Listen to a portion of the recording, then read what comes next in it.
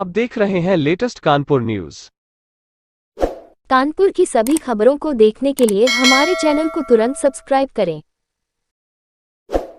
College में तैनात सरकारी चतुर्थ श्रेणी कर्मचारी को सचिव गौरवेंद्र स्वरूप के यहां गुलामी करने से इनकार करना पड़ा, महंगा किया गया निलंबित। पीड़ित ने सूबे के मुखिया से लगाई न्याय की गुहार।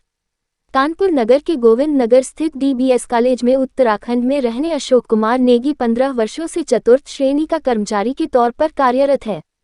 इस कर्मचारी का आरोप है कि उससे जबरन डीबीएस प्रबंध तंत्र के सचिव गौरवेंद्र स्वरूप द्वारा जबरन विद्यालय का काम छुड़वाकर घर का कार्य कराया जाता था। जब इस कर्मचारी ने गौरवेंद्र स्वरूप के खिलाफ आवाज उठाई तो बड़े ही शातिराना अंदाज में इस कर्मचारी को नौकरी से नियम कानूनों को ताक पर रखकर निलंबित करने की कार्यवाही कर दी गई। पीड़ित कर्मचारी अशोक कुमार नेगी ने बताया कि वह उत्तराखंड का निवासी है। डीबीएस महाविद्यालय गोविंद नगर में 15 वर्षों से कार्यरत रहा है। पीड़ित का आरोप है कि उसे नौकरी तो सरकार से मिली है, लेकिन गुलामी डीबीएस प्रबंध तंत्र के सचिव के यहाँ करनी पड़ती है। पीड़ित अशोक नेगी का कहना है कि सचिव के यहाँ सरकारी नौकरी के साथ साथ जो घरेलू कार्य थे वह भी उसे करने पड़ते थे। कई मर्तबा विरोध किया, लेकिन प्रबंध तंत्र के साथ साथ डीबीएस प्रशासन ने आवाज दबा दी। पीड़ित कर्मचारी अशोक कुमार नेगी ने बताया कि उसकी माता जी का जब एक्सीडेंट हो गया था तो पीड़ित छुट्टी लेकर के गया था और उसके द्वारा सचिव गौरवेंद्र स्वरूप से छुट्टी ली थी। उसके बावजूद भी जब वह वापस आया तो सचिव के निवास में न जाकर सीधा डीबीएस महाविद्यालय में पहुंचा तो प्राचार्य ने भी उसे सचिव के यहां जाकर ही काम करने को कहा और यह भी बोला कि वही सर्वस्व हैं।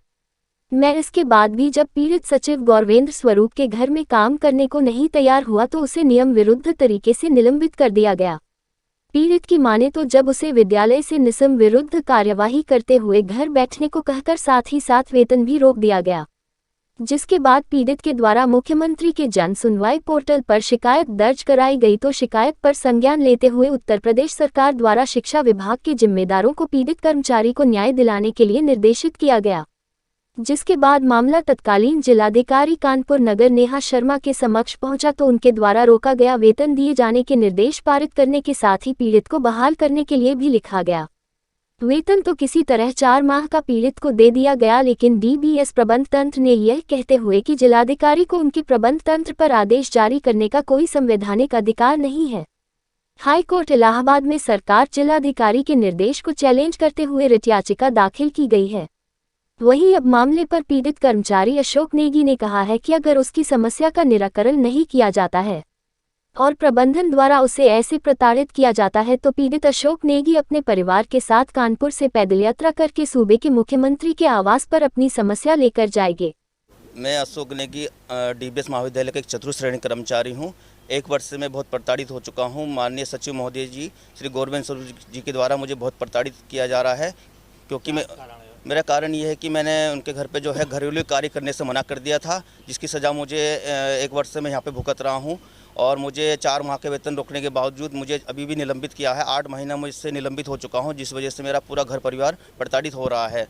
क्या और भी कर्मचारी आपके या आप ही को केवल? नहीं सर, मेरे अलावा वहाँ पे 50-60 कर्मचारी कार्यरत हैं। जो और भी लोगों को उन्होंने प्रताड़ित किया है वो अलग चीज़ है, लेकिन सबसे ज़्यादा प्रताड़ित मैं हो चुका हूँ। आपकी नियुक्ति कहाँ पे हुई? मेरी नियुक्ति जो है डीबीएस महाविद्यालय में हुई है, परंतु मेरे से वहाँ पे घरेलू कार्य करने के लिए तत्कालीन प्राचार्य जी ने मुझको वहाँ पे भेजा था मौखिक आदेश दे करके। अभी भी मैं वहाँ पे कार्यरत था और किसी अधिकारी मैंने सर मैंने अपने ही विभागीय अधिकारी से निम्न स्तर से लेकर उच्च स्तर तक जो है वहाँ पर पूरे प्रपत्र दिए हैं अपने, और उसके बावजूद जो है माननीय मुख्यमंत्री जी के निर्देश पे ही मुझे 4 माह का वेतन प्राप्त हुआ था। उसके बावजूद जो है मुझे इन्होंने ही इसी बीच में निलंबित कर दिया था। निलंबित करने के बावजूद मैंने नीचे पूरा जो है मेरी जो है जाँच माननीय मुख्यमंत्री जी के निर्देश पे माननीय जिलाधिकारी महोदय जी को सौंपी गई थी, लेकिन अभी 5 महीने से जांच होने के बावजूद जो है मुझे वहां पर इनके द्वारा जो है माननीय सचिव जी के द्वारा ही जांच को स्थगित करने के लिए माननीय जिलाधिकारी महोदय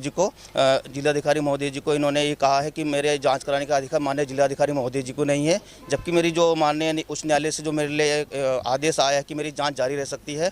और मैं सर यहाँ पे मेरा होम लोन होने की वजह से मैं बहुत प्रताड़ित हो चुका हूँ, मेरा घर परिवार और मैं बहुत इतना प्रताड़ित हो चुका हूँ कि अगर मुझे सर अब आपके चैनल के माध्यम से मैं इसलिए माननीय मुख्यमंत्री जी तक मैं ये गुहार लगाना चाहता हूं कि मुझे अति शीघ्र न्याय दिलाया जाए। अगर मुझे 1 सप्ताह के अंदर न्याय नहीं मिलता है तो मैं अपना घर परिवार सहित जो है पद यात्रा के लिए निकलूंगा और अपनी पद यात्रा माननीय मुख्यमंत्री जी के माननीय मुख्यमंत्री जी के ही वहाँ पे जो है सचिवालय में जाकर के पद यात्रा अपने समाप्त करूंगा और जो अपनी मेरी व्यथा होगी वो जाकर उनसे बताऊंगा। आपसे मांग की गई दोबारा वापसी आने की, कोई शर्त रखी गई? शर्त ये रखी गई कि प्राचार्य जी द्वारा यही कहा जा रहा है कि वही सर्वे सर्वा है, आप वहाँ चले जाएंगे तो मैं आपका निलंबन समाप्त कर दूंगा। मेरे उनके प्रतिनिधि द्वारा भी और भी प्रतिनिधि द्वारा मुझे ये कहा गया है कि मैं एक बार वहाँ चले जाऊँगा, उनके घरेलू कार्य कर लूँगा, तभी मेरा निलंबन समाप्त होगा, बाकी किसी भी हालत मेरा निलंबन समाप्त नहीं होगा।